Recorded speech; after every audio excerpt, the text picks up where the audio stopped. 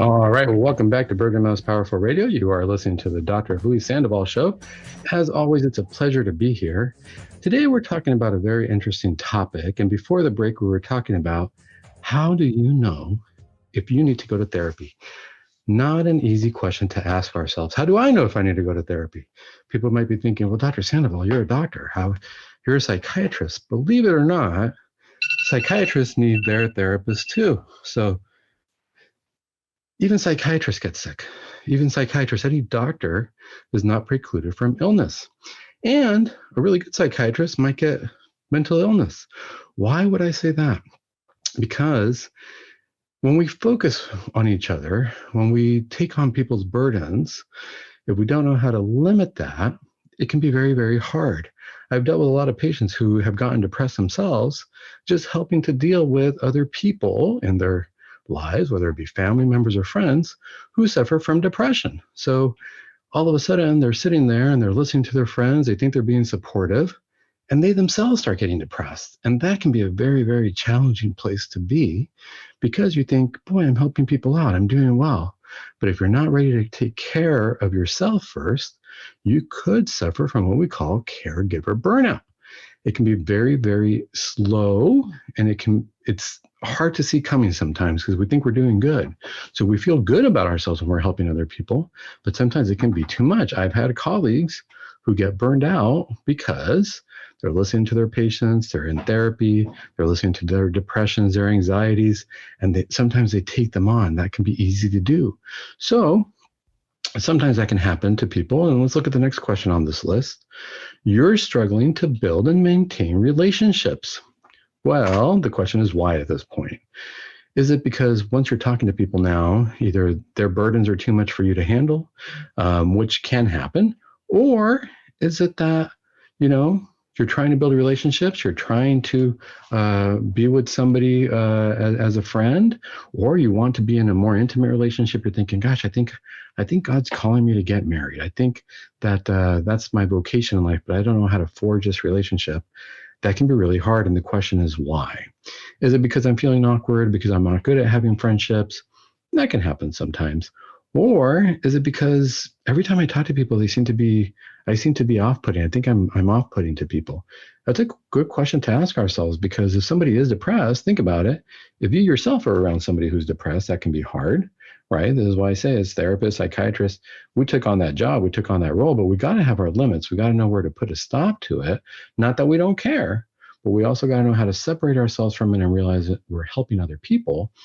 The question I have to ask myself, though, is, am I the off-putting person? Am I overwhelming other people with my burdens because I'm not handling them well?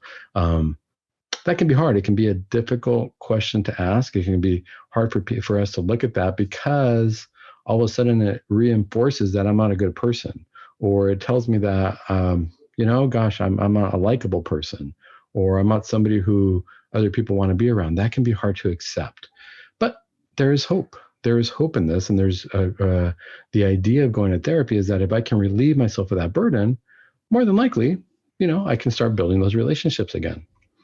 Here's a really good question. Have you experienced trauma in your life? All different kinds of trauma: physical trauma, emotional trauma, sexual trauma. There's all different things.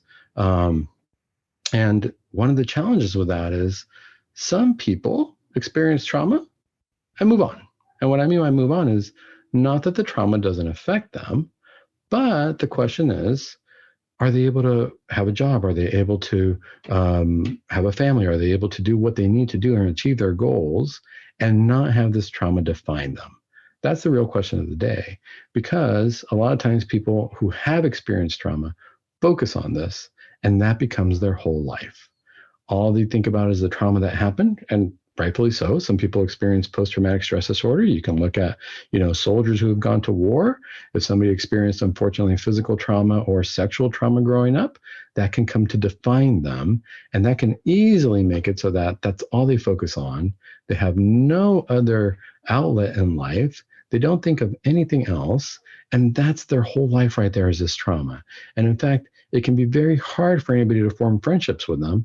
The hardest part is asking ourselves, did something traumatize me to the point where I can't function without thinking about that. And that's the only thing that defines me. Everything I do is out of fear. And all day long, usually every day, that's all I think about is what happened to me. I don't really have an outlet. I don't really focus on anything else. That can be really, really hard.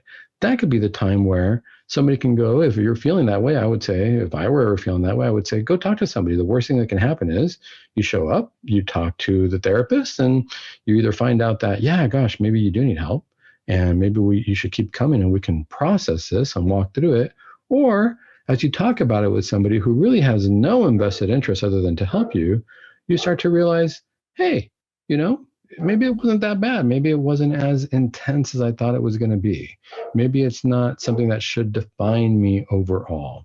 And it's a question that only you can answer yourself, but it's really hard sometimes because if we talk to family members, they won't be able to really see ourselves from a third party perspective. They will always see things as a family member. They will always tell you that things aren't that big a deal, or sometimes they might tell you to get over it. You'd have to talk to a family member who really is good at listening to you, really is good at knowing you from and being able to step away from that relationship. That's really hard to do. That's the bonus of having a therapist or a psychiatrist. Because when you have a therapist or psychiatrist, they don't have any invested interest in your life other than to help you out. All they do is listen, and they're going to say, maybe you should do this or that, but they're not going to tell you, oh, I think I really know you so well as a person that this is how you are, or that's how you are. It doesn't work that way. It doesn't happen that way in therapy.